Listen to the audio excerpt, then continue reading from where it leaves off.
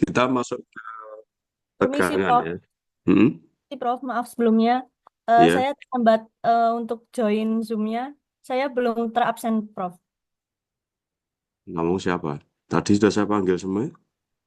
Yang I04240114, Prof. Herlina. Berlina, Maaf, Prof, sebelumnya. Berlina, Berlina, Berlina, 14, 14. Oh ini, baik ya. Ya oke, udah ya, biar Terima nggak kasih, Prof. kelamaan.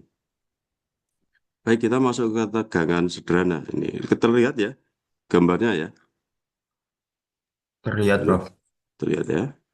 Oke, mungkin selama ini sudah tahu lah ya namanya tegangan. Cuman di sini nanti ini memang perlu kita ketahui karena ini hubungan sama desain. Nah, untuk yang saya pikir yang pertama ini sudah dipelajari di ilmu bahan ya, di ilmu bahan, kemudian mungkin sudah elemen mesin sudah ya, belum ya? Belum. Hmm. Oke, ini ya nanti kita coba masuk ke sini ya. Nah, perhitungan dalam desain itu selain tegangan, salah satunya adalah density. Density ini berhubungan dengan berat. Nanti berat dari konstruksi Anda itu seberapa itu harus sangat ditentukan. Anda sebagai desainer tentunya harus mencari yang terendah density-nya ya. Jadi karena saat ini kendaraan apapun pasti akan mengarah ke low density ya. Jadi tidak hanya di bagian strength ini. Nah, di sini kita lihat beberapa material yang apa namanya yang kekuatannya tinggi maupun rendah dan density tinggi maupun density rendah. Yang termasuk kekuatan tinggi tapi berat itu adalah bagian ini ya. Kemudian juga ada apa namanya rata-rata didominasi oleh logam ya. Oke, juga di sini yang harus kita perhatikan adalah strength pada temperatur tertentu. Karena kita selalu bekerja pada temperatur yang berubah-ubah sering sekali ya. Jadi harus diketahui kekuatannya sebenarnya akan rusak pada temperatur tertentu ya. Jadi kita juga harus memperhatikan faktor ini ya, katakanlah seperti itu. Nah, jadi ini adalah hal-hal yang utamanya harus kita pelajari agar kita dalam desain nanti di elemen mesin atau capstone itu harus bisa memilih material mana yang sesuai ya. Nah, kemudian ini saya lewati dulu ya. Nah, tentu Anda sudah kenal ini ya, apa namanya? Sudah kenal dengan rumus satu ini, rumus hukum Hooke ya. Rumus hukum Hooke tegangan sama dengan P bar A, jadi gaya persatuan luas. Nah, yang apa namanya yang sering sekali mahasiswa itu abaikan itu adalah ini ya standar satuan. Ini sering sekali mahasiswa mahasiswa itu tidak memperhatikan. Sering ketukar-tukar antara kilopascal, mega maupun gigapascal. Ini sampai lulus, ini sering sekali terjadi. Ya, pokoknya Anda harus ingat ya kayak Anda punya flash disk itu ya atau mungkin kapasitas komputernya 10/3, 10/6, 10/9. Ini harus dihafalkan di luar kepala ya. Kan Anda semua udah paham sama rumus ini kan ya? Nggak mungkin kan nggak paham. Nah, ini adalah tabel bahan. Ini waktu di ilmu bahan mungkin sudah diajari juga bahwa masing-masing akan memiliki material akan memiliki kekuatan dan apa namanya yang berbeda-beda. Contoh di sini aluminium, di sini dia memiliki densitas, kemudian tarik, desak tidak ditulis ya di sini ya. Kemudian tegangan geser, Anda perhatikan geser sama tarik itu biasanya setengah ya, biasanya separuh, ya separuh daripada tegangan itu. Tapi nggak semuanya sih. Tapi rata-rata itu perhitungannya biasanya dianggap separuh gitu untuk amannya. Kemudian tegangan luluh, saya pikir Anda sudah paham semua tegangan luluh. Kemudian tegangan izin ini adalah tegangan yang diizinkan pada suatu konstruksi, ya. Ini biasanya ditetapkan apa namanya oleh engineer-engineer ya untuk nilai keamanan. Di sini sangat tergantung dari safety factor. Modulus saya kira Anda juga harus sudah tahu semua. Nah, yang penting ini adalah koefisien muai thermal atau yang biasa kita sebut dengan alfa. Ya, ini waktu SMA pasti juga sudah di apa? Dipelajari ya. Nah,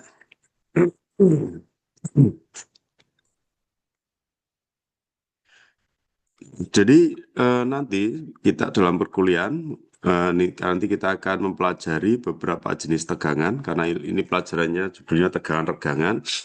Yang pertama tegangan tarik dan tegangan, kemudian geser yang termasuk dengan puntir, torsional, kemudian tegangan bending dan tegangan kombinasi. Nah, ini yang biasanya paling bikin pusing yang terakhir ini karena seluruh tegangan digabungkan. Nah, baik. Untuk tegangan ini kita ada tegangan geser, tegangan normal. Jadi kita tahu bahwa ada tegangan yang bekerja secara aksial. Jadi tegangan normal ini tegangan yang bekerja secara aksial atau dalam satu garis lurus gitu ya, sesuai sumbu. Rumus antara tegangan tarik dan desak itu sama ya. Baik itu tarik maupun desak itu memiliki rumus yang sama. Tidak ada bedanya. Ya, rumusnya sama untuk tarik dan desak. Hanya saja untuk tensile biasanya kita kasih kode positif. Ini apa namanya? Perjanjian. Kalau kompresif kita kasih kode negatif. Nah, ini tolong dihafalkan. Untuk tegangan tarik kita akan menggunakan kode positif. Untuk tegangan kompresif kita beri kode negatif. Gitu ya. Ini pemujaan tarik sudah Anda lakukan. Nah, contoh tadi yang saya sampaikan tadi ya, tegangan tarik dan tegangan eh, desak itu bedanya positif dan negatif. Anda perhatikan satu kondisi di depan Anda ini. Kita lihat pada satu sisi dulu ya. Ya, kita lihat pada satu sisi. Dalam menyelesaikan soal ini, Anda harus lihat satu sisi dulu.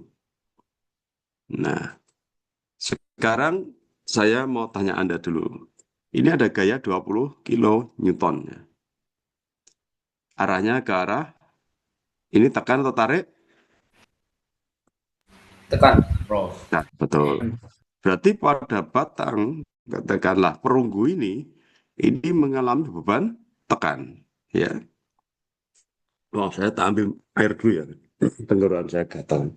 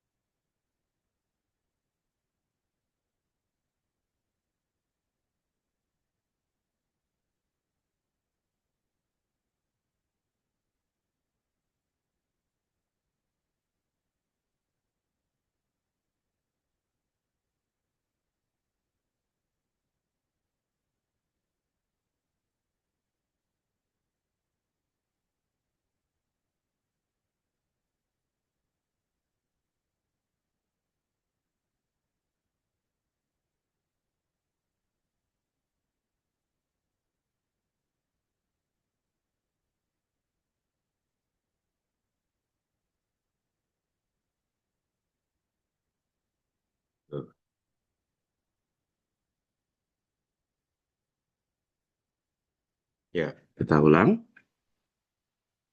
Pada perunggu ini berarti dia mengalami tekan. Saya kasih kode negatif. Nah, sekarang kita lihat. Pada aluminium ini ada 15 kilonewton arahnya ke arah kiri. Ini artinya di aluminium ini mengalami beban tarik apa tekan? Pada aluminiumnya ya. Saya nggak ngomong perunggunya ya. Aluminiumnya. Tarik, Prof. Tarik, betul. Ini 15 kilonewton ini menyebabkan dia tarik. Kemudian kita lihat lagi di perbatasan. Di sini ada baja sebesar beban sebesar 15 kilonewton. Pada baja ini mengalami tarik atau tekan? Kalau kayak gitu? Tekan. Pada bajanya, jangan mikir aluminiumnya, bajanya. Tarik, Prof. Tarik, Prof. Iya, Tarik. betul. Dia mengalami tarik. Sehingga total tegangan yang bekerja di sini ini akan bisa kita jumlahkan. Ya, pertama gimana? Pertama, sebentar saya geser ke bawah dulu, besar. Jadi gini, pada batang perunggu, dia akan mengalami tegangan sebesar 20 kali 10 pangkat 3 karena kilo apa namanya kilo ya dibagi dengan 700. Ini nilainya adalah tekan. Kita kasih kode negatif.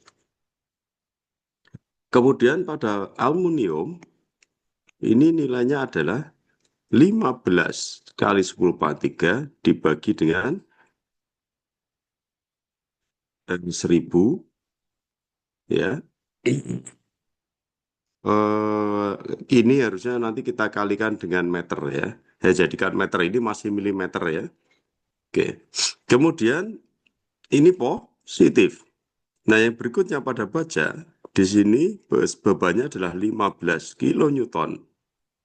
Ya, kali E10 pangkat 3 dibagi dengan 800. Oke.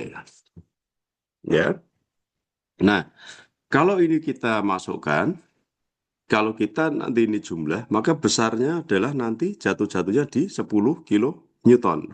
Ya. Nantinya gitu. Coba kita perhatikan di sini. 20 ini tekan ya.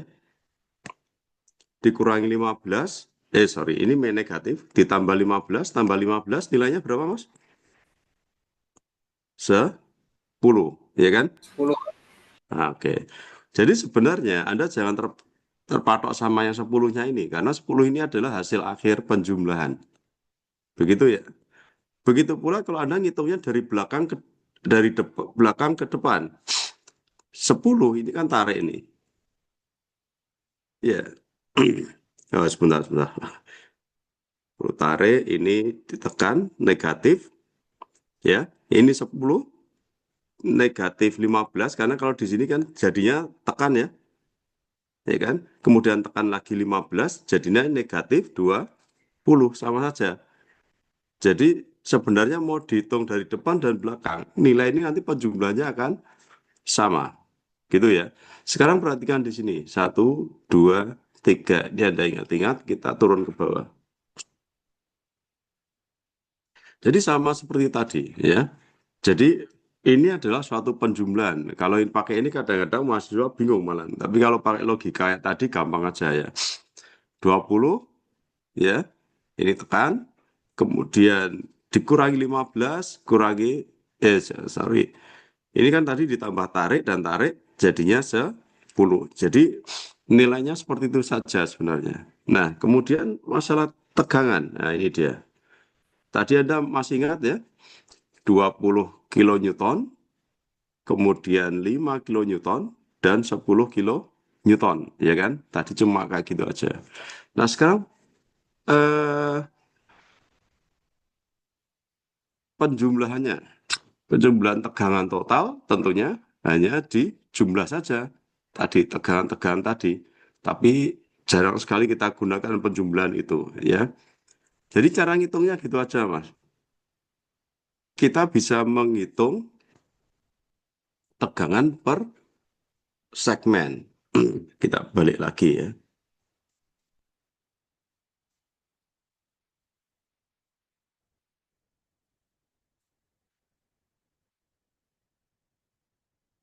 Jadi cara ngapus semua gimana?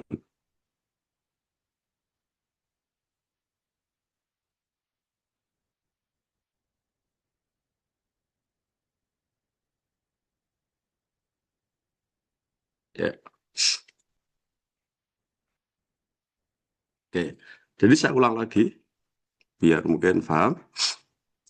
Angka ini 20, 15, 15, 10 itu adalah suatu penjumlahan biasa. Sekali lagi, 20 ini arahnya ke kanan, tekan, dikurangi 15 yang arahnya ke kiri tarik, ya, dikurangi juga 15 yang arah kiri, arahnya tarik. Jadi penjumlahan antara min 20 ditambah 15 tambah 15 adalah 10. Oke, gitu ya. Kalau Anda ngitungnya dari kanan ke kiri, sama juga. Apa namanya? Min 10 dikurangi 15, ditambah 15, tambah 15, jadinya 20. Jadi mutar-mutar gitu aja. Kemudian kita bisa menghitung tegangan per segmen. Dengan cara gimana? Katakanlah perunggu ini dihitung menggunakan 20 kilonewton, ya. Kemudian dikurangi lagi antara apa namanya? Sorry. Ini tadi ada yang keliru saya. Sorry, tadi keliru saya ya. Maaf. Ini berarti 20, dia menekan di sini 20 ya, dikurangi dengan 15, jadinya berapa, Dek? 5 ya. Sorry, saya salah tadi. Kurangi 5 jadi 5, kemudian 5 tambah 15 jadi berapa? 20 ya. Nah, oke, gitu ya. Jadi cara ngitungnya gitu aja. Oke, tegangannya ya. Jadi ini penjumlahan tegangan biasa. Oke. Atau salah lagi?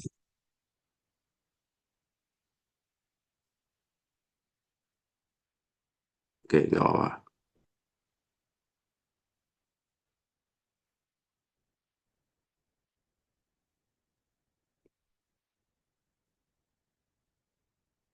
Ini kok geser terus.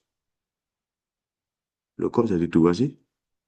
Sebentar, ini kok gambarnya kok double.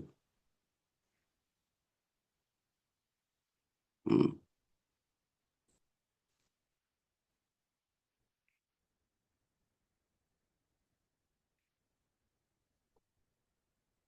Baik. Ini 20 kurangi 15, 15 dikurang. Oh ya, sorry, salah lagi. Ini 20 arahnya tekan, kemudian dikurangi 15, masih ke arah kiri ya. Kemudian dikurangi lagi. Kemudian dikurangi 15 jadinya 10. Sorry, saya salah. Yang salah saya. Di sini jadinya 10, di sini 5 ya. 20, 10, dan 5. Itu ya, sorry, ini penjumlahan biasa sebenarnya ya. Jadi di sini 20,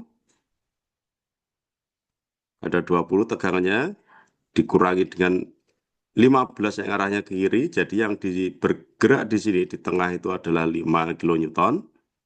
Kemudian 5 kilonewton yang arahnya itu tekan tadi dikurangi oleh 5, dikurangi 15 jadinya 10. Ya, jadi distribusi tegangannya ini ya, 20, 5, dan 10. Oke. Sorry, yang tadi salah, yang pertama tadi. Tapi nanti bisa kita apa namanya jumlahkan dengan cara biasa ya.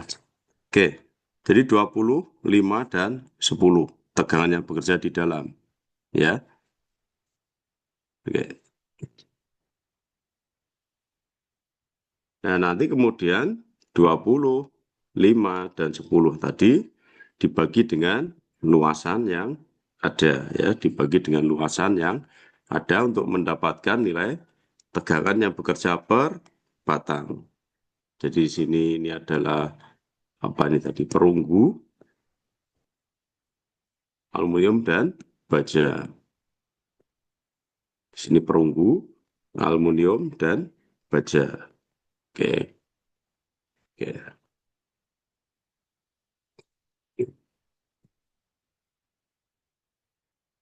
Nah, di sini juga ada contoh.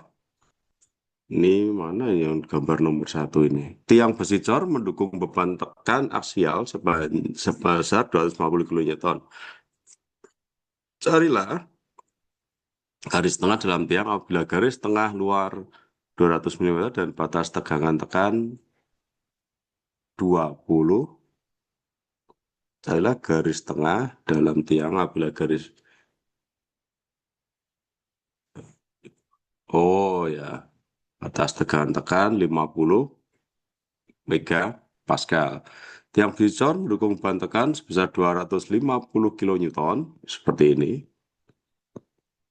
Ya, kemudian carilah garis tengah dalam tiang apabila garis tengah luar 200. Jadi ini dia bolong ya. Dia bolong. Bagian luarnya sebesar 200 dan tekan-tekannya izin ya. Tekan-tekan izin kompresor adalah 50 megapascal. Oke. Oh, ini bukan ada. Oke, jadi kita pakai kertas kosong aja. Sebentar dipakainya. Cara bikin kertas kosong gimana nih?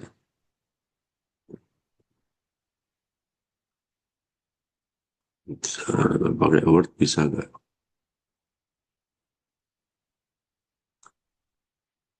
Oh, pakai papan tulis biasa deh ya. Whiteboard ya.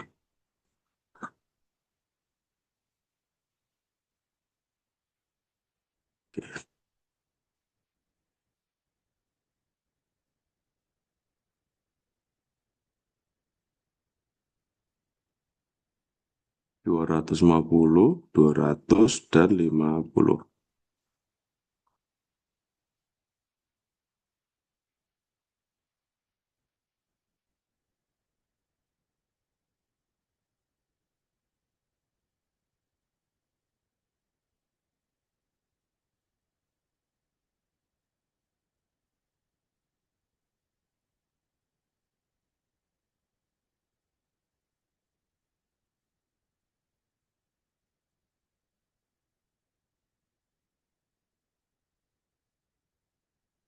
Tegangan izinnya tadi 50 apa tadi? MPa ya? MPa dan tegangannya adalah 200 kilonewton.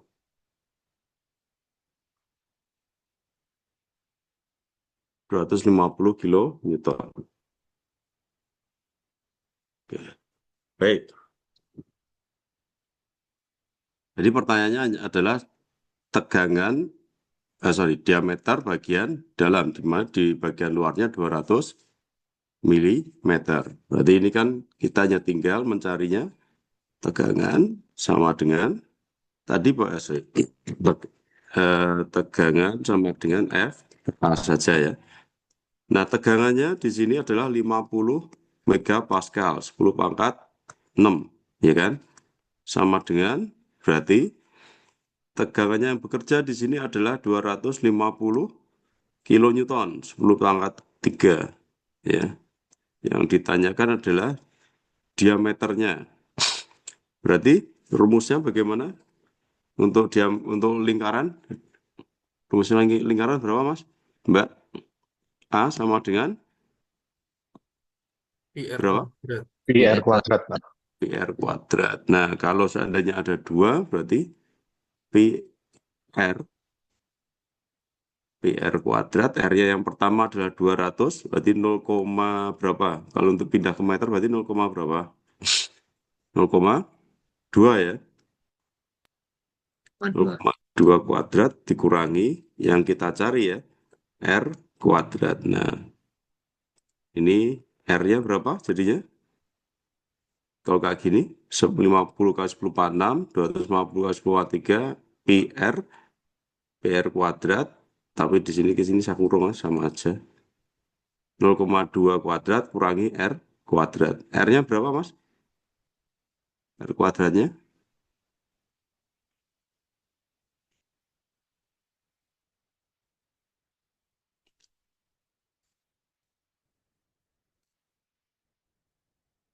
Hmm? Tolong dihitungkan.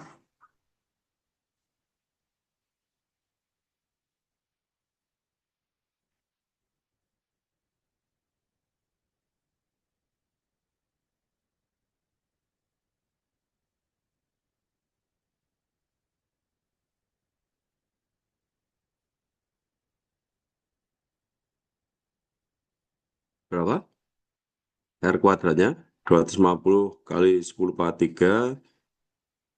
Ada diketahui 50 kali 10 pangkat 6. Kemudian diameternya. Oh, sorry. Ini masih dibagi 2 ya. Wong ini diameter. Anda ini R ya. Jadi ini dibagi 2. Oke.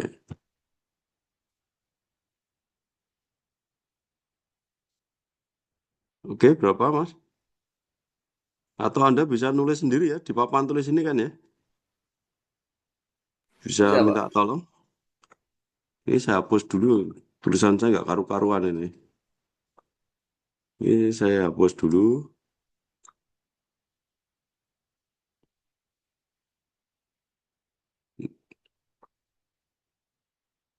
Oke.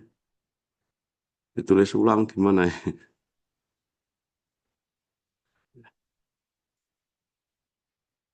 Tegangan sama dengan F per A. Tegangannya adalah 50 kali 10 pangkat 6 karena mega.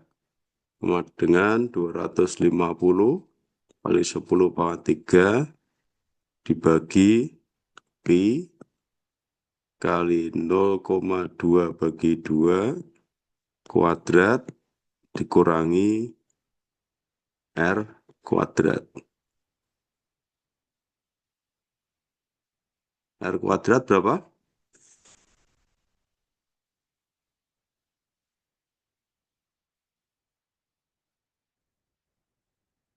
R kuadrat berapa?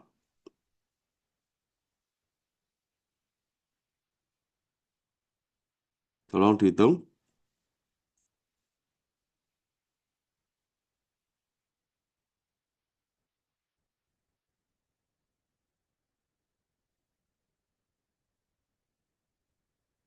Ayo, bisa ditulis sendiri di sini. Silakan ditulis sendiri di papan tulis.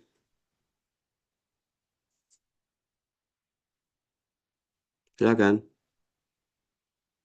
Oh, nggak bisa masuk ya? Ini caranya gimana ini? Gini.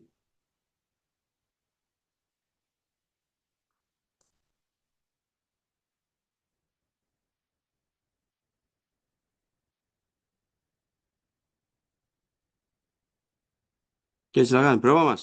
Mbak, R kuadratnya berapa?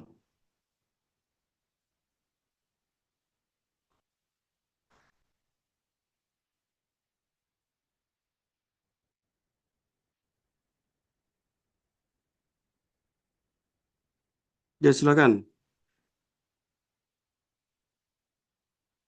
Mas Muhammad Riksa, berapa?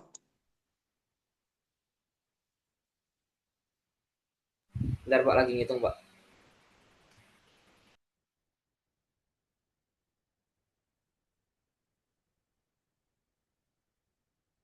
Mas Raden, berapa ini R kuadratnya?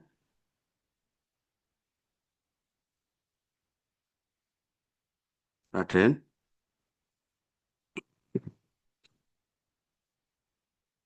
Naila?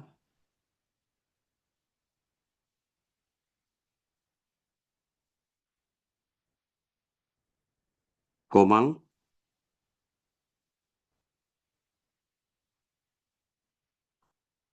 Oke, silakan. Berapa ini R kuadratnya?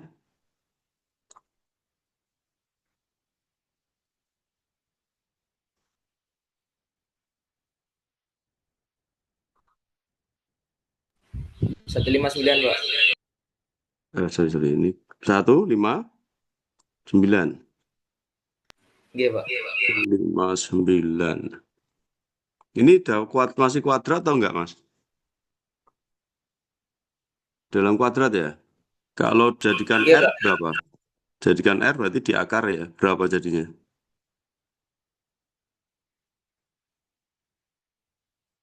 Kalau di akar berapa?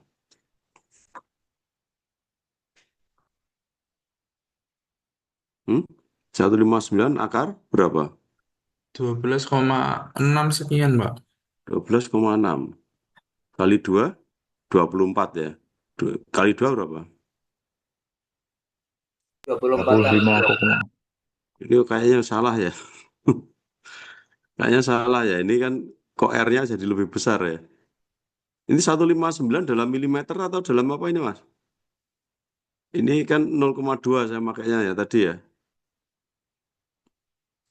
Karena hasilnya harusnya di bawah 0,2. Iya, tak masih salah, Pak. Tadi, Pak. Maaf, Pak. Ya, nggak apa-apa. Berapa, Mas? Yang lain hitung aja. Izin Prof, Cabut. yang saya hitung Hmm. 0,159 Prof. 0, iya sih. 0,159. Oke. Terus di akar berapa tadi?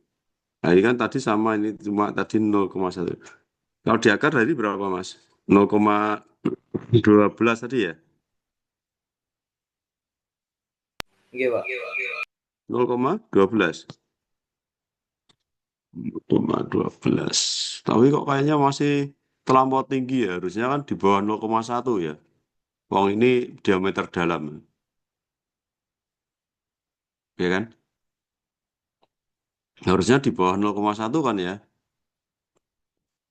Harusnya di bawah 0,1. Berapa ini?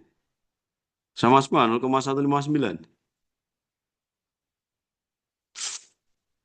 Izin menjawab, Pak. Untuk saya mendapat R kuadratnya 0,00841. Ini kayaknya terlampau kecil. Oh, Kayaknya terlampau kecil nih ya. Oke. Oke. Ini kayaknya nggak konsentrasi ngitung semua ini. Ada lagi? Nggak apa-apa. Belum ujian soalnya. Ada lagi yang ngitung lagi? Beda lagi? Ini kalau dikalikan 2 jadinya 0, berapa, Mas? 0,841. Ini kalau di akar berapa, Mas? Setelah di akar. Coba ya. Kita cek dulu ya. Yang 0,841 di akar berapa? Mungkin bener ini. jadinya 0,0917. 0,0917. 7. Kalau dikalikan 2, karena diameter ini masih R. Kalau diameternya berarti berapa? Berarti 1, berapa? 0,18. Oh ya, oke. Atau 1800 milimeter. Iya, iya, betul. Ini masih di bawah 0,2 ya. Diameternya tadi 0,2, diameter luar. Berarti diameter dalamnya adalah 0,18. Oke, terima kasih, Mas. Ya, terima kasih. Nah, kemudian ini saya tutup dulu. Caranya nutup ya, Ki. Clear page. Bentar, saya kok malah bingung makanya ini. Caranya nutup gimana ini? Ini matiin. Oke. Ya, kita lanjutkan lagi. Oke. Nah, soal nomor 2, ini adalah carilah garis tengah tabung baja bolong. Nah, ini sama dengan tadi ya, kita lewati aja.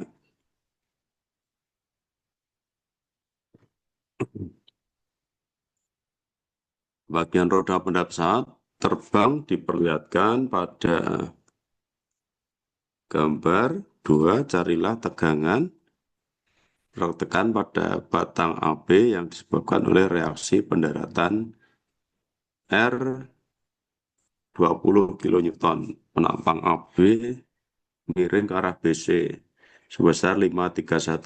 Abaikan berat batang. Oke. Baik. Ini sedikit tricky ya. Bagian dari roda pendarat pesawat diperlihatkan pada gambar 2. Carilah tegangan tekan cara tegangan pada penopang AB yang disebabkan oleh reaksi pendaratan R 20 kN. Penopang AB miring ke arah BC sebesar 53,1. Nah, ini menarik ini. Ini gabungan dengan statika struktur ya. Oke, Mas, ini ada reaksi sebesar 20 kN. Berarti reaksi di sini berapa, Mas? Wah, ayo, reaksi di titik B berapa? Kita harus merubahnya menjadi tegangan arah AB. Oke, 20 kN di B jadi berapa? Pakai momen ya. Berarti kalau pakai sigma momen berapa, Mas? Sigma momen C sama dengan 0 gitu ya. Berarti gimana ini? 20 kN dikali jarak. dengan kali berapa? 200. Kok 200 sampai C? Oh, ini MC-nya 0 ya. Berapa, Mbak? 650. 150. Betul, 650 dikurangi dengan B ya, reaksi di B dikali dengan panjangnya sebesar 450. 450 dengan 0. FB berapa?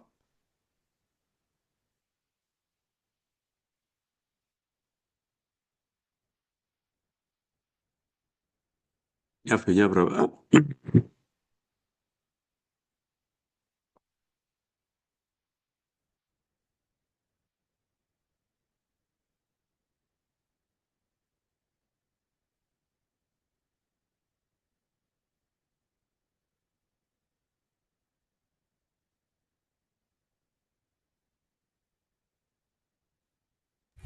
288 bro. 8 kali 288. Ini pangkat tiganya udah dihitung, Mas. Oh belum bro, maaf. Ya.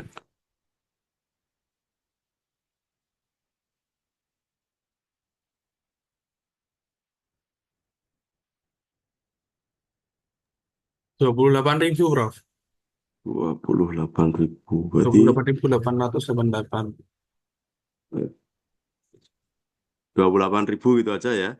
Ya, Saya ginikan aja ya.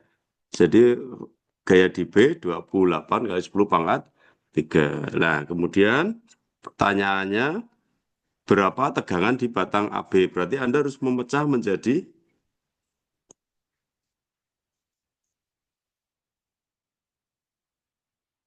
ini yang sini sebesar 53,1.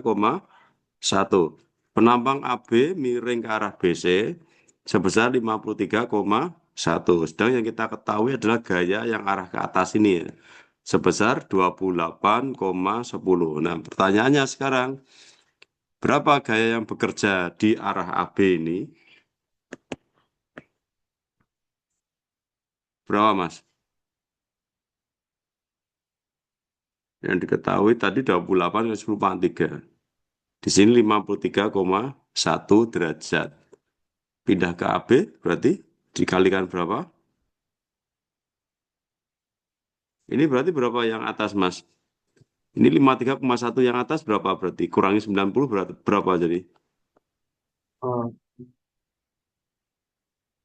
37,9. 37,9. Ya, 36. 36. Ya, 36. Nah.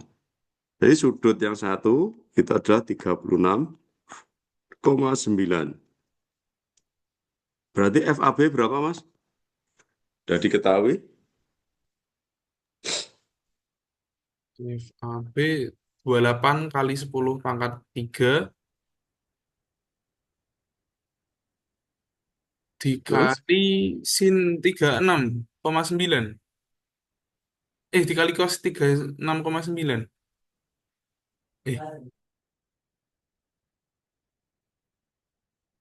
Kali cos 39.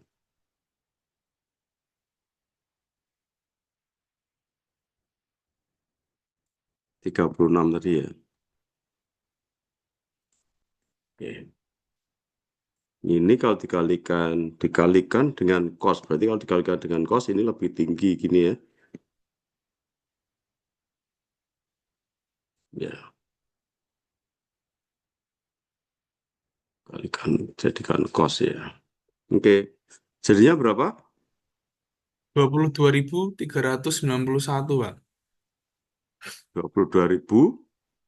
391. Sempit 22.391 gini ya. Ya. FAB. Nah, sekarang sudah diketahui penopang berunggahnya sudah diketahui dan idenya diketahui. Sekarang kira-kira tegangannya berapa, Mas? Ini F-nya sudah ada, tegangannya sama dengan F per A. Nah, A-nya ini kan ada 2 ini, karena ini bolong. Berarti yang luar adalah 40, yang dalam adalah 30. A-nya sudah ada, tegangannya berapa jadinya?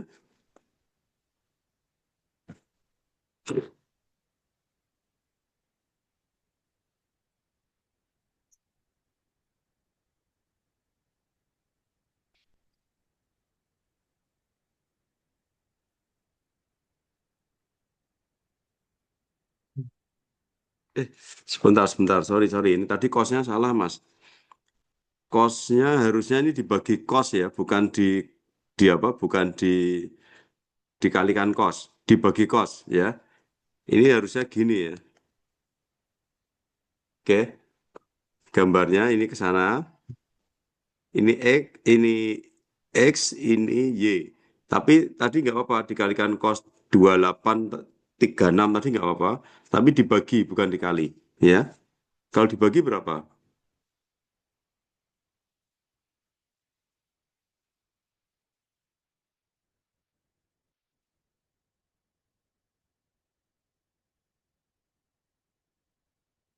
Dibagi kos ya, Pak? Ya dibagi cos. Cos 36 tadi. 36,9 tadi. Kalau dibagi 35.000, Pak. Ya, 35.013. 35.000 ini jadinya kita coret jadi 35.000. Oke. Ya, gitu ya 35.000. Kemudian luasannya ini silakan dihitung dulu. Luasnya jadi berapa? Kalau bentuknya kayak gini, luas bagian dalamnya berapa? Ini berapa?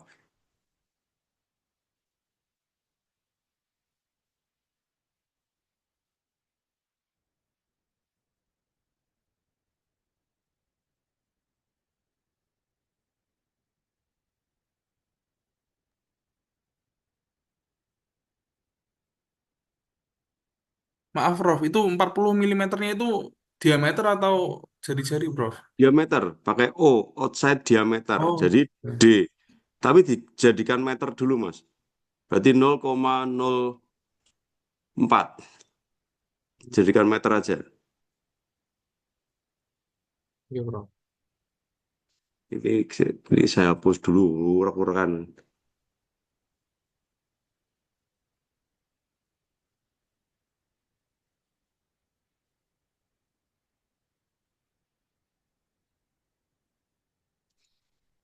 Jadi ini saya hapus dulu.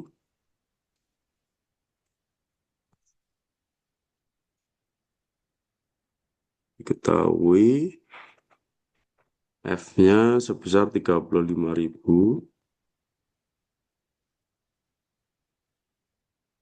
Tinggal A-nya. A adalah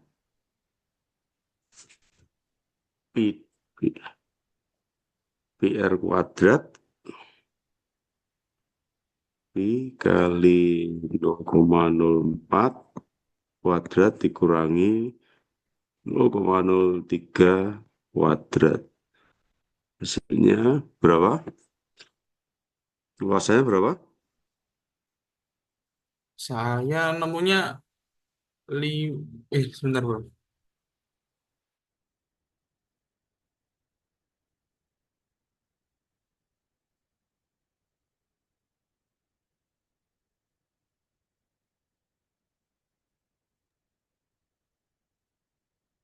Prof, saya ketemunya 2,198 dikali 10 pangkat min 3.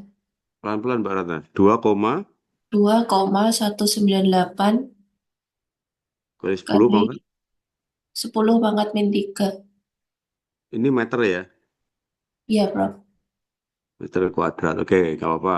Berarti tegangannya adalah 35 kali 10 pangkat 3 dibagi 2,198 kali 10 pangkat min 3. Hasilnya berapa? Berapa mega?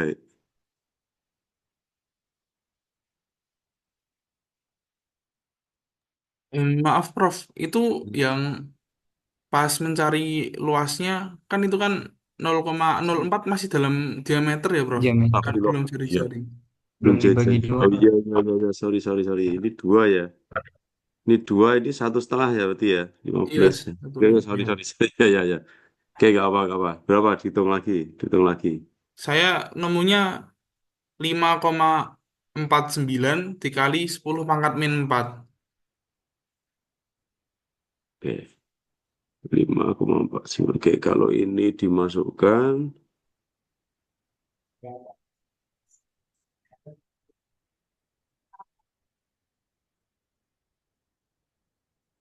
berapa jadinya?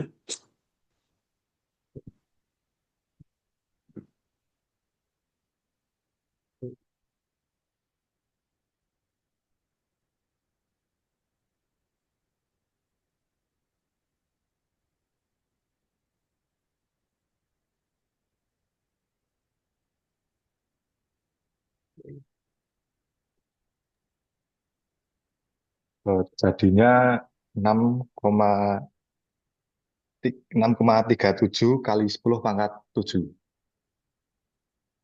37. Saya jadikan 63 gitu ya. Ya, 63,7 megapascal gitu ya. Gini aja ya. ya. Oke. Jadi besarannya ini. Nah, mungkin tadi ada yang sampai sini, yang ini saya yakin Anda semua paham ya. Yang ini juga saya yakin mencari momen paham. Mungkin tadi yang Anda terlupa itu adalah, kita terlupa ya, bukan Anda tapi saya yang terlupa. Itu adalah mencari tegangan yang di dalam sini kan tadi ya. Eh, yang di mana? Di porosnya ini. Jadi ini tadi gaya ke atas ada sebesar 28 ya. Kita rubah menjadi seperti ini ya. Di sini tadi 53, ini 36 tadi ya. 36 derajat. Jadi kita hitung miringnya ini ya. Miringnya ini. Gitu ya. Oke. Kira-kira gambarannya gitu ya. Kita kita lanjutkan. Nah,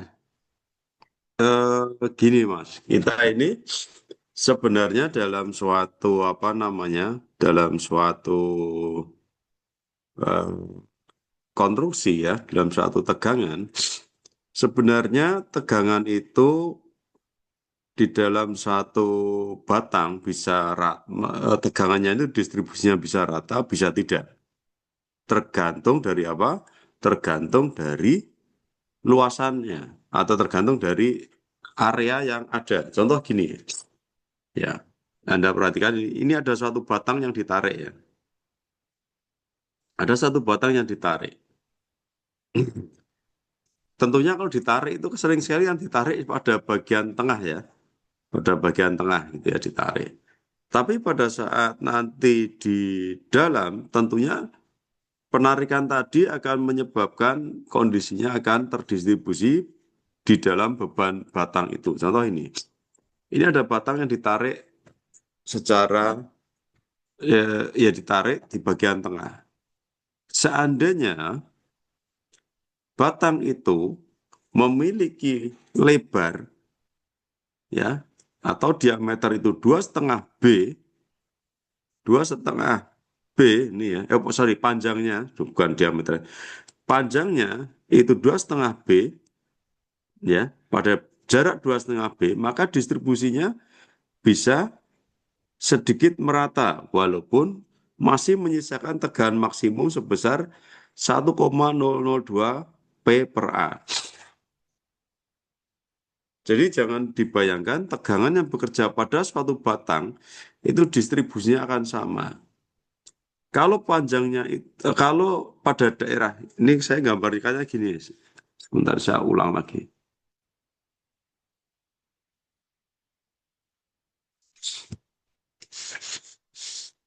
Pada jarak 0,5 B, berarti di sini ya, katakanlah. Pada jarak 0,5 B, jika ini ditarik dari bagian tepat di tengah, maka distribusi tegangan yang bekerja pada batang itu, pada jarak ini, kalau katakanlah ini dipotong gitu ya, di sini dipotong, maka bentuk distribusinya seperti gambar ini. Walaupun totalnya itu masih F per A. Tapi maksimum yang ada di sini ini sebesar 2,58 PA. Oke. Jika jaraknya itu adalah 1,5 B, berarti katakanlah jaraknya di sini, maka distribusinya tidak akan setajam pada bagian atas ini lagi. Tapi dia akan membentuk suatu kurva. Nah, tertingginya di sini, ini sebesar 1,15 P per A. Total tegangan yang terjadi, total semuanya ini masih F per A rata-ratanya. Yang atas juga sama, rata-rata masih tetap F per A, walaupun pada bagian tertinggi itu berbeda, 2,58 P per A. Dan ini juga sama. Jadi ini hanya untuk menjelaskan bahwa sebenarnya pada suatu tegangan, pada suatu batang yang mengalami tegangan, itu akan memiliki distribusi beban yang berbeda. Mungkin Anda agak sedikit bingung soal distribusi, ini saya tutup dulu. Oke. Umpama gini, Mas. Ada suatu batang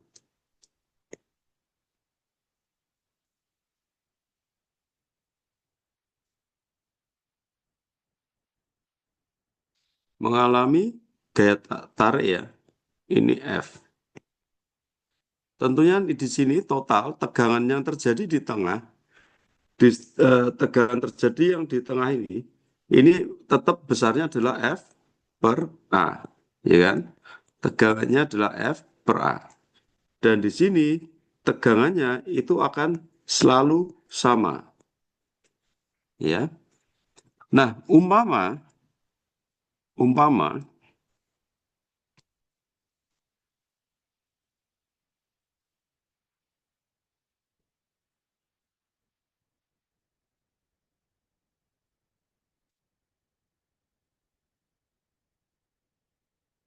ini saya lubangin. Ya, ini saya lubangin. Tentunya distribusi tegangan akan berbeda kan ya. Pada bagian tengah ini akan lebih tinggi ya daripada pada bagian yang lain. Ya kan? Nah, seperti itulah distribusi tegangan pada suatu benda. Makanya dalam satu konstruksi tidak mungkin distribusi tegangan itu sama. Ya, distribusi tegangan tidak mungkin sama. Pasti akan berbeda-beda tergantung dari bentuk benda. Ya, tergantung dari bentuk benda dan asal-usul tegangan. Nah, makanya jika saya tutup lagi.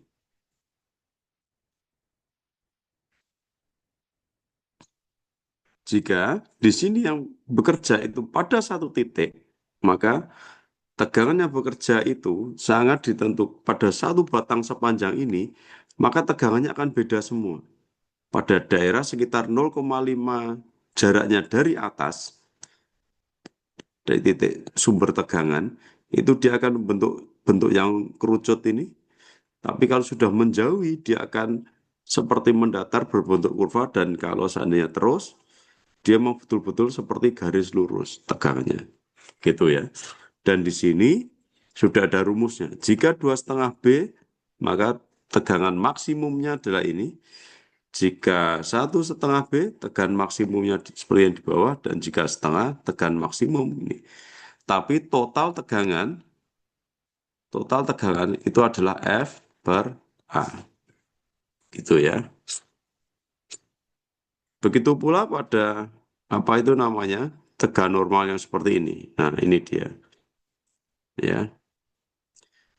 Jika ada tegangan walaupun ini tidak terpusat, ini rata F per A, tapi di tengah itu ada semacam neck, maka tegangannya ada di bawah itu pasti akan membentuk suatu distribusi yang aneh gitu ya. Pada jarak R dari titik pusat.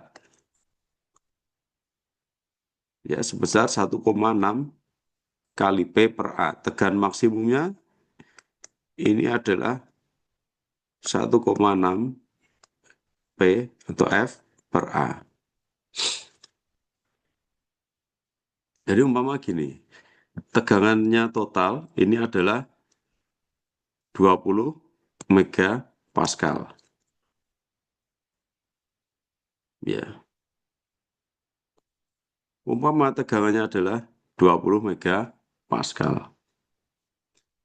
Maka tegangan maksimum yang di sini, di titik ini besarnya adalah 20 kali 1,6 atau berapa ini? 32 megapascal ya. Nilainya sebesar 32 megapascal. Walaupun total keseluruhan rata-rata, walaupun rata-ratanya itu ada tetap 20 megapascal. Tapi tegangan tertinggi ini sebesar 32 megapascal. Ya.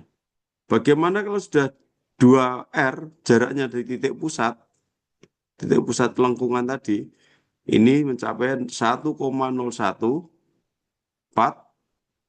kali P per A. Ya, sudah mendekati normal. Ya. Jadi cuma ini agak melengkung, tapi tidak begitu kentara. Gitu. Ya. Jadi gambarannya gitu. Batasnya dari titik kelengkungan. Nah, maka kalau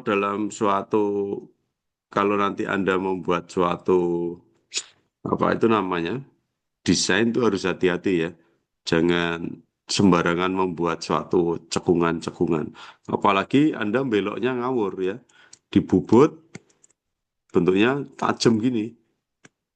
Nah, tajam seperti ini mungkin nggak lagi 2R tapi bisa panjang karena ini tegangannya jadi tinggi banget ya, akan menjadi tinggi sekali yang di bawah. Oke. Berikutnya adalah tegangan geser. Tegangan yang disebabkan oleh gaya yang bekerja sepanjang sejajar dengan luas penahan gaya. Ini tetap F per A ya, tetap F per A. Hanya saja A yang ditinjau luasannya itu adalah luasan yang bergeseran. Contoh di sini. Nah, ya. Jadi gayanya bekerja transversal terhadap batang, ya ini AC contohnya. Tapi yang nanti dihitung luasnya itu sejajar dengan arah gaya. Jadi luas yang ditinjau kan berbeda, ya luas ditinjau berbeda. Maka ini kita sebut dengan gaya geser, ya. Jadi bidangnya berbeda. Ya. Tegangan geser kita kasih kode tau, bukan lagi sigma. Kalau tegangan tarik tadi sigma, ini tau, ya, ini tau tegangan geser.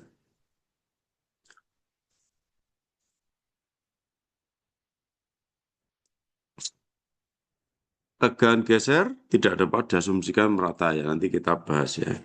Variasi distribusi tegangan geser bervariasi dari 0 permukaan sampai maksimum yang lebih besar dari nilai rata. Oke. Sekarang kita lihat baut yang di depan Anda ini. Ya, baut yang di depan Anda ini. Baut yang di depan Anda ini tentu mengalami gaya geser, dan ini sering sekali terjadi pada suatu konstruksi di teknik mesin ya. Maka di sini akan ada gaya geser di bagian tengah ini ya. Bagian atas ini ada gaya geser nggak Mas? Ini Mas.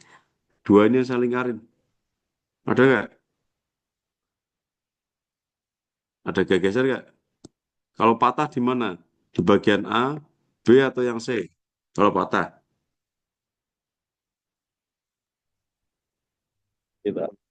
Bagian B, Pak. B ya. Jadi akan patah di bagian B. Jarang sekali patah di bagian A maupun patah bagian C.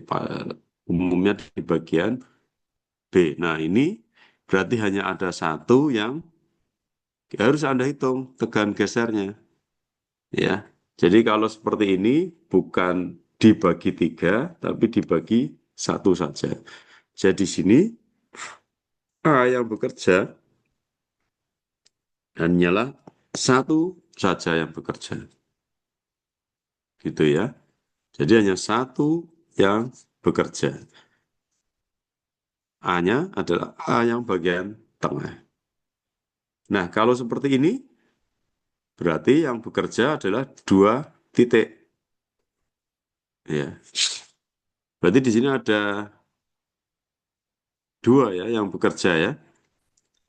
Ada bagian, katakanlah sini 1, 2, 3, dan 4.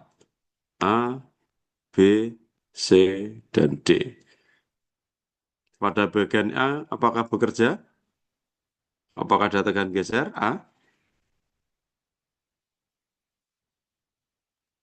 Tidak ada, Pak. Tidak ada. Bagian D? Tidak ada ya. Ada juga. Nah, berarti hanya di sini ada 2 daerah yang bekerja, yaitu B dan C. Oleh karena itu, di sini tegan gesernya F per 2A. Karena apa kok 2A? Karena ada 2 bagian yang bekerja.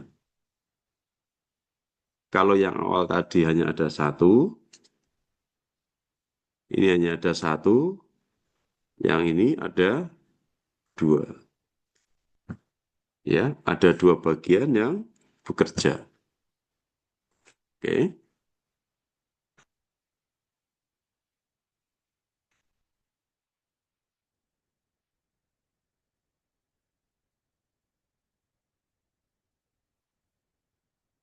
Nah, ini ada soal, ya, ada soal pasak ini ya.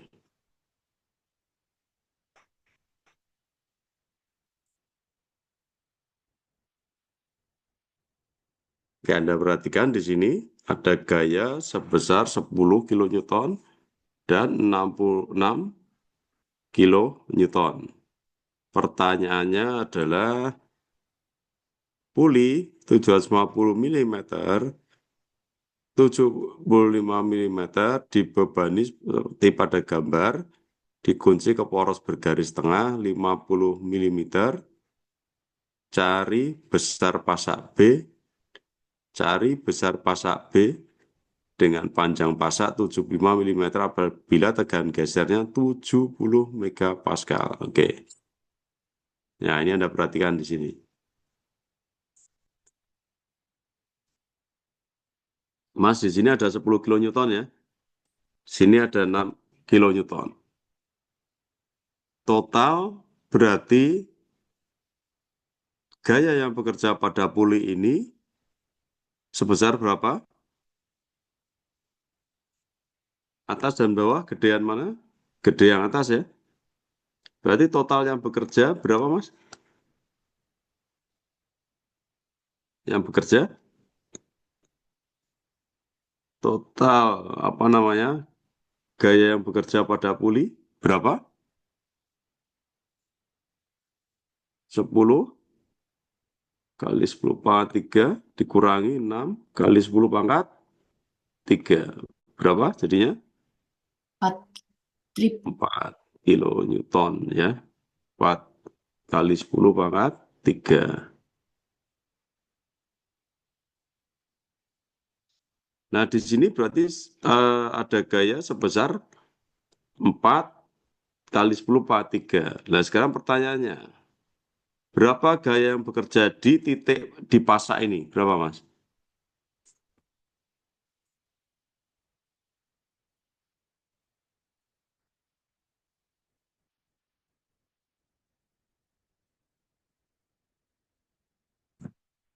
Di sini panjangnya 750. Berarti jarak dari bawah ini sampai sini jaraknya berapa? Total 750 bagi 2 berapa? Bagi 75. Ya, 375. 375 milimeter. Sedang ini 50 milimeter. Berarti yang di tengah ini besarnya berapa? 25 milimeter. Nah, sekarang pertanyaannya, berapa sih sebenarnya gaya yang bekerja di pasak ini? F pasak berapa? Pakai momen berapa? Berarti sigma momen 0 sama dengan FP dikali F ini 0 ya. Sigma momen sama dengan 0. Sebentar, saya hapus dulu. Sama dengan 0. Berarti FP dikali dengan 25 ditambah 4 kali 10 pangkat 3 dikali 375. Hasilnya berapa? FP berapa?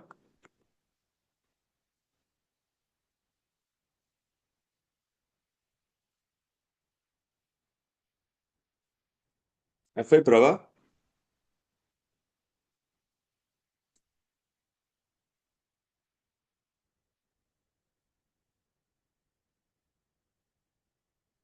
Ya, FP-nya berapa FP-nya?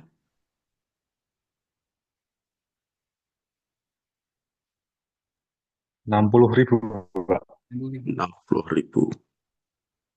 60 kali 10 pangkat 3 ya. Newton. Oke, terima kasih, Mas. Nah, sekarang 60.000. Berarti 60.000 itu kan bekerja di sini ya. Di batang ini sebesar 60.000. Nah, pertanyaan sekarang, tegangan geser izinnya tadi berapa? 70. Tegangan geser izin sebesar 70 megapascal. Ya, tegangan geser izin. Nah, sekarang di sini luasnya itu ada 75 kali B. Ya, A adalah 0,075 dikali dengan B. Sedang tadi gayanya sebesar 60.000. Berarti tegangan geser sama dengan F per A 70 kali 10 pangkat 6 sama dengan 60 pangkat 3 dibagi 0,75 kali dengan B. B-nya berapa?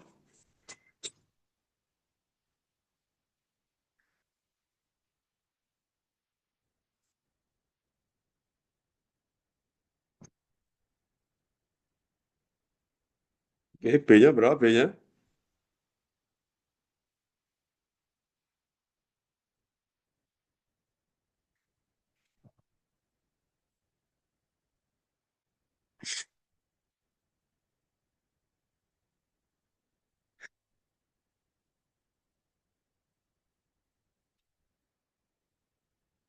Berapa Mas B-nya Mas?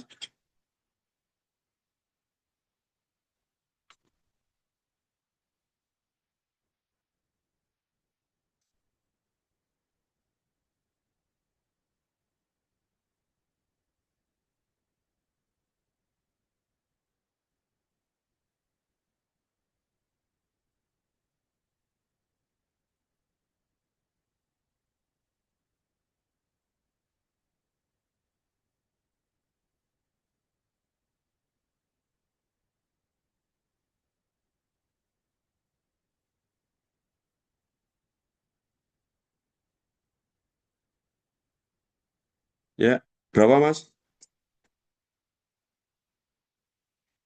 B-nya berapa?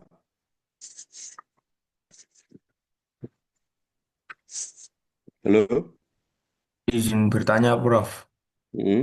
Itu untuk A-nya itu 0,075 atau 0,75 ya, Bro? 0,075 sorry. Ini kurang 0. Cit.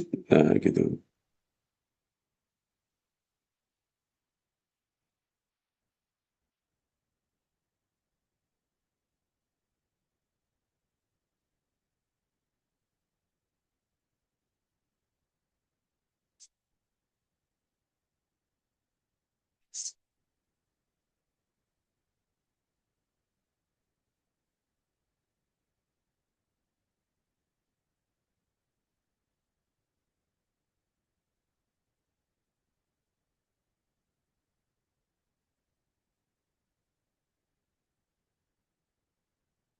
Yuk. Berapa?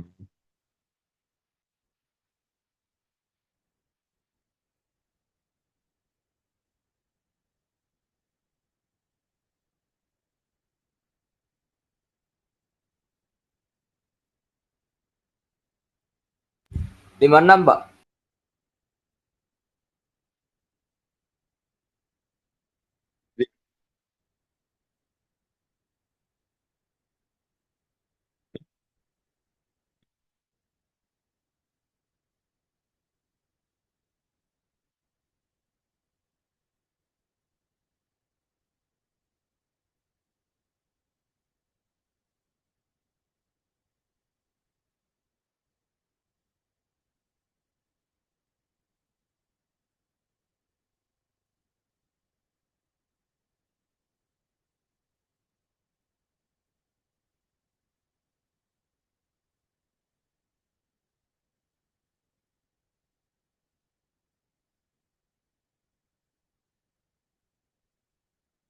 Li-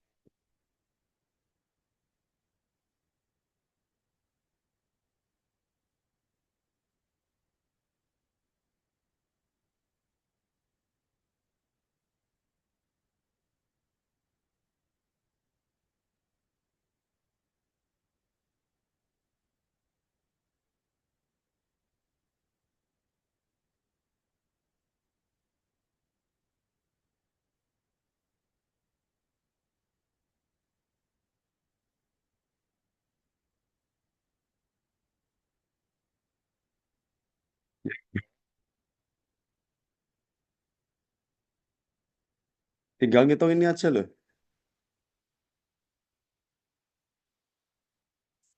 B-nya berapa?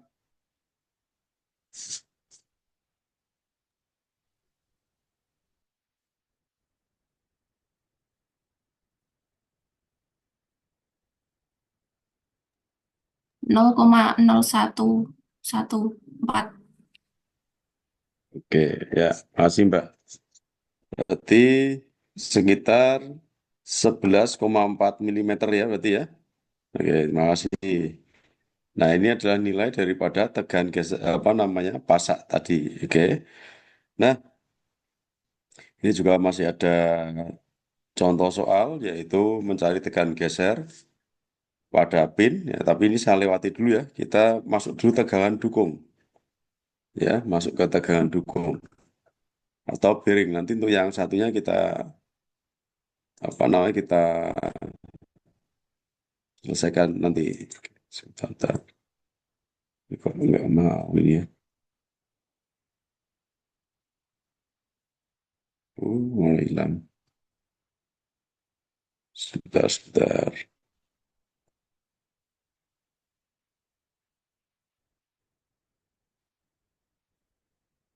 Oke ya.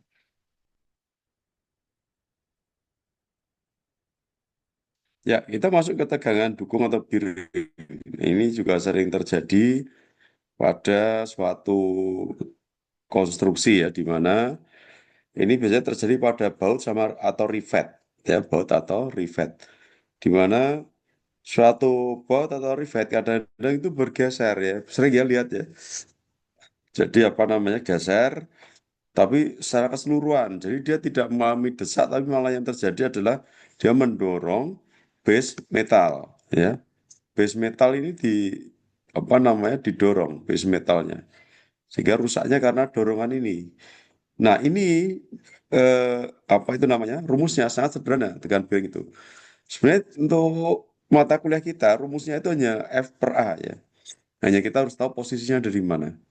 Nah, di sini A ini besarnya adalah T kali D. T-nya mana? T-nya itu adalah tebal, ya, tebal plat.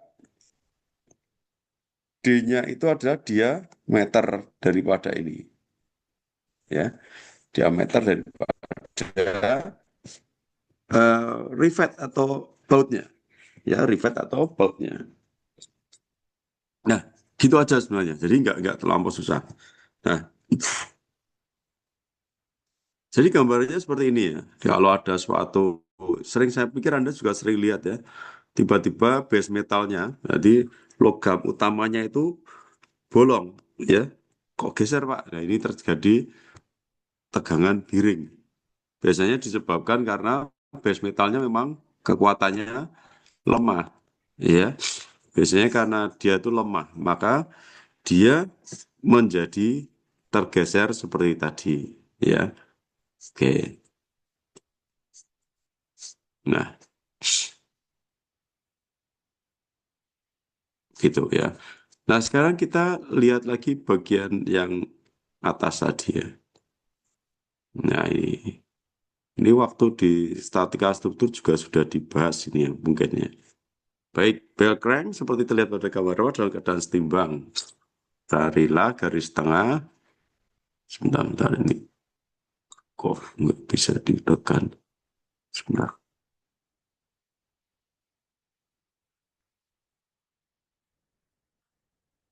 Bentar ya.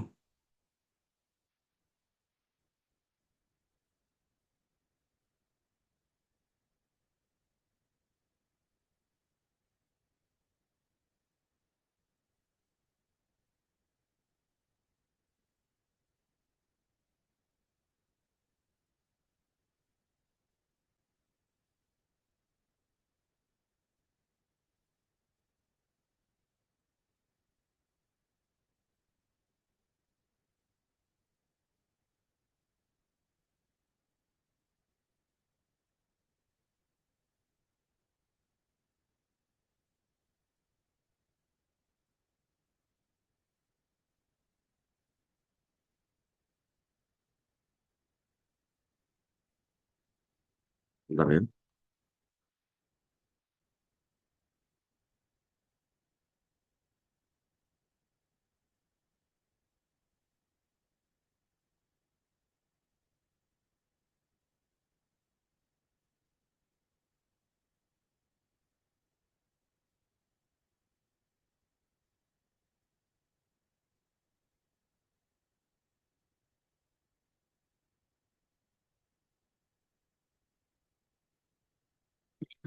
Seperti terlihat pada gambar bawah dalam keadaan setimbang, carilah garis tengah.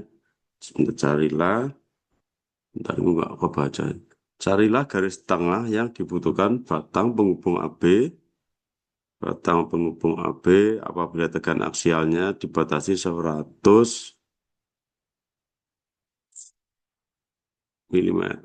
meganewton per meter kuadrat. Jadi tegangan geser pin pada daerah D apabila garis tengahnya 20 mm.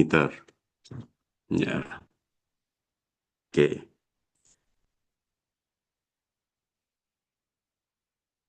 Ya, ini tricky ya. Jadi ini tricky. Kalau saya pikir kalau untuk mencari nilai A-nya ini masih mudah ini ya. Karena ini menggunakan sigma momen. Tapi kalau nanti mencari D di sini agak sedikit tricky. Kenapa? Karena di sini Anda harus merubah tegangannya ya. Tegangan momennya akan dirubah. Jadi kalau untuk mencari yang A, Anda bisa menggunakan sigma momen D sama dengan 0. Tapi kalau nanti Anda mencari nilai B, tolong nanti dirubah menjadi sigma momen B sama dengan 0. Gitu ya. Ini kayaknya nggak enak kalau diterangin lewat apa namanya, lewat Zoom ya. Ini nanti mungkin kita bahas minggu depan ya, yang ini ya, cara penyelesaiannya ya. Nah, tapi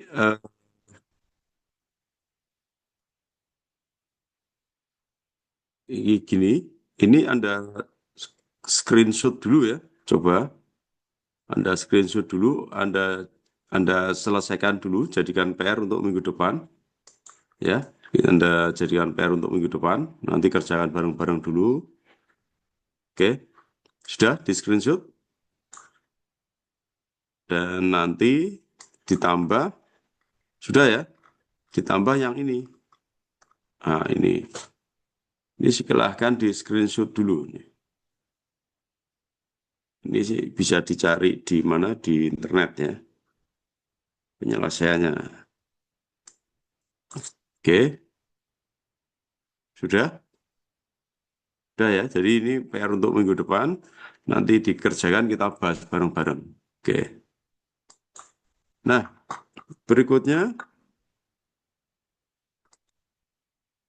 sebentar ini kok kamu geser sih ini. Sebentar. Saya ganti dulu. Oh, ini dia.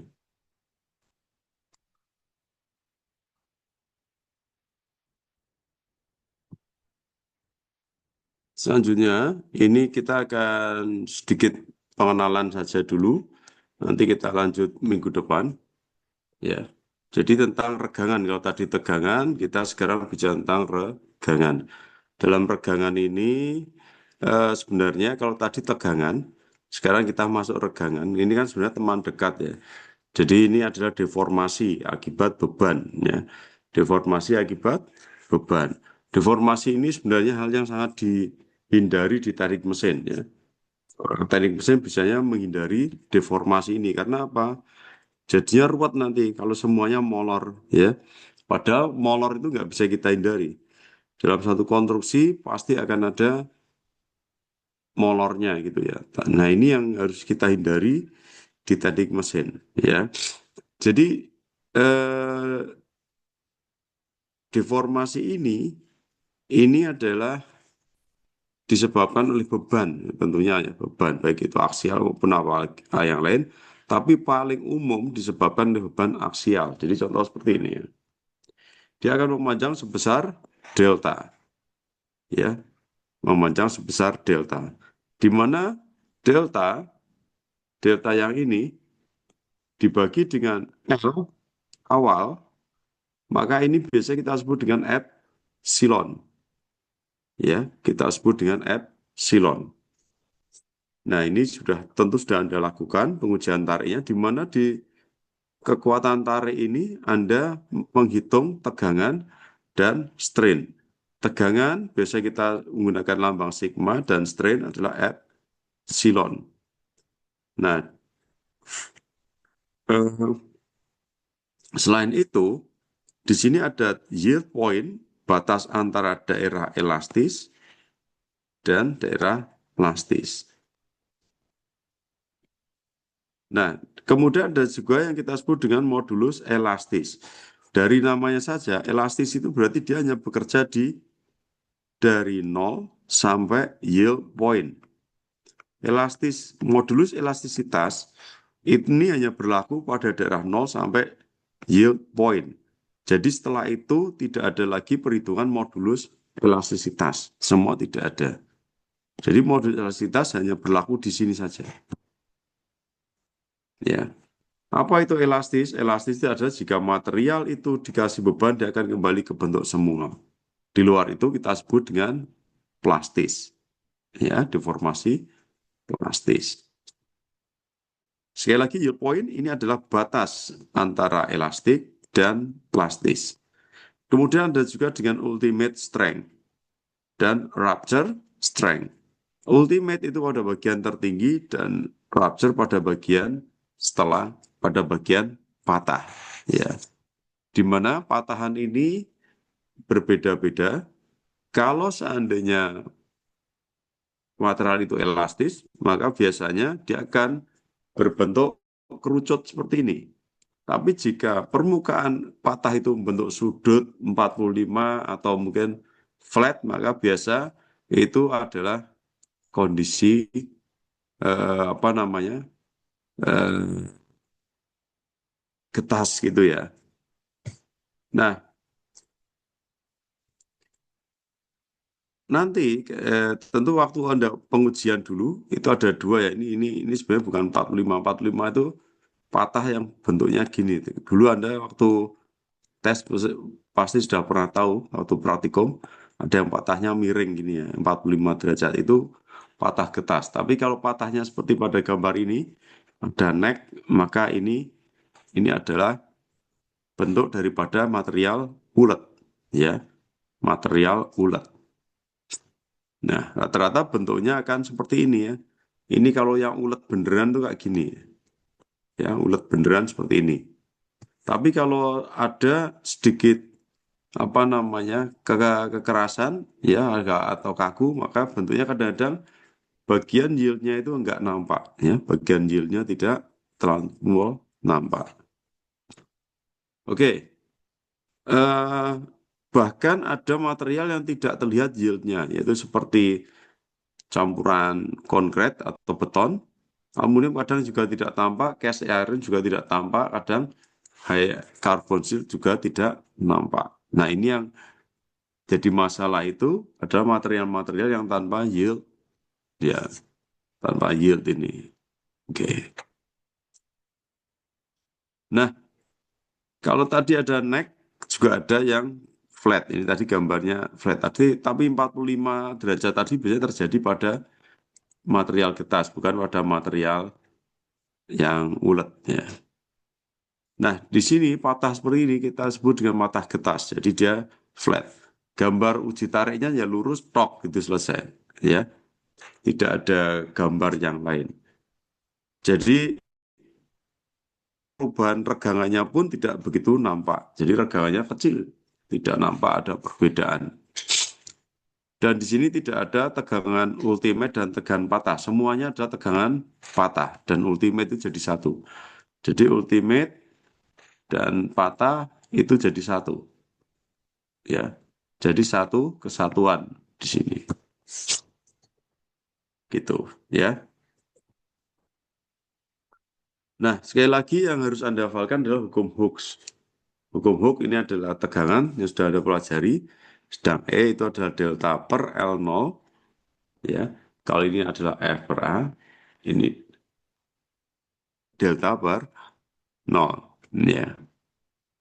Nah, di sini ini ada berbagai macam sifat, ya, sifat tergantung dari materialnya. Ini kita lewati.